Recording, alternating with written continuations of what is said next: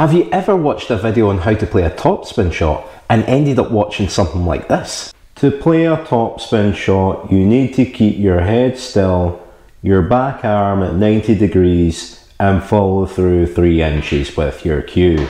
How f***ing boring! You don't want to play shots like that, you want to play shots like these.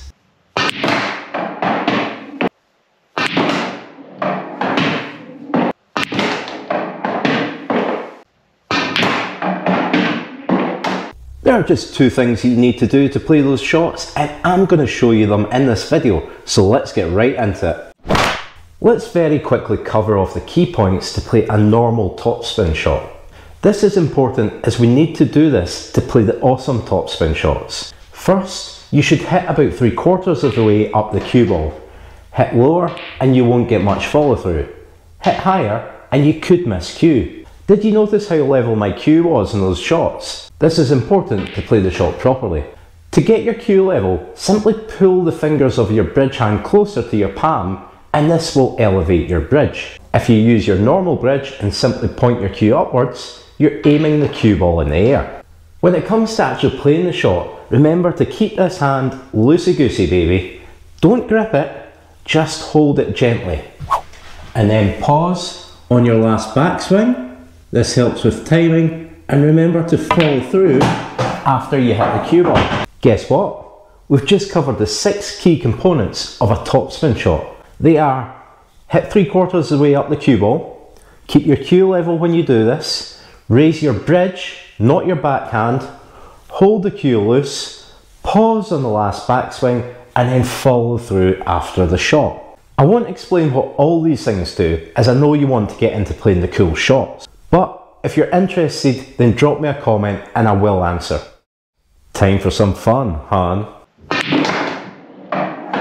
In all these shots, I'm using the 6 key components we mentioned, but there are 2 additional things I'm doing that I'll cover off now. The first is about how to generate that power. You're obviously playing with a lot more power than you normally would. And believe it or not, that power doesn't just come from how hard you can hit the ball. It's about how hard you can get hit and keep moving forward. How much you can take and keep moving forward. No, Rocky, that doesn't really apply here. A lot of the power comes from your backswing. Think of it like you're using a bow and arrow. The further back you pull the string, the more tension you're creating and the quicker the arrow will fire. Now, you're not building up tension on your backswing, but the further you can pull it back, the more it will help generate momentum through the ball. So to be able to pull your cue back far enough, you should bring your bridge hand back slightly. Let me show you what I mean. Move your hand close to the ball and you'll notice you can't pull your cue back far, so we can't really hit the ball that hard. If you move your hand back, we can now pull the cue back much further and therefore generate a lot more power. If you combine those first 6 fundamentals I showed you and that one additional step, then you'll start playing some good topspin shots. But I mentioned there were 2 additional steps, and this next one's a moneymaker. I'm actually going to advise you to throw out part of your everyday technique. You've probably been told you should try and develop a nice, smooth cue action. And what people mean by this is when you draw your cue back and play your shot and follow through, it should be silky smooth. Almost like the cue glides through the shot. But chuck that advice out the window for this shot. What I'm going to do instead is get as much speed as I can as quickly as possible. Then, as I contact the cue ball, I'm not bothered about hitting it nice and smooth and gliding through the ball. What I'm trying to do instead is hit it like an absolute cannon. Watch these 2 shots and you can actually hear the difference when I hit it this way.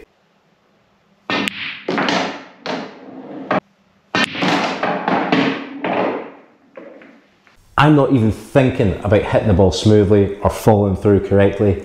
I don't care. I'm fully focused on making the contact with the cue ball as hard as possible. So that's the 8 things you need to do to play those shots, but you're probably still wondering how to actually play them, as they all look quite different.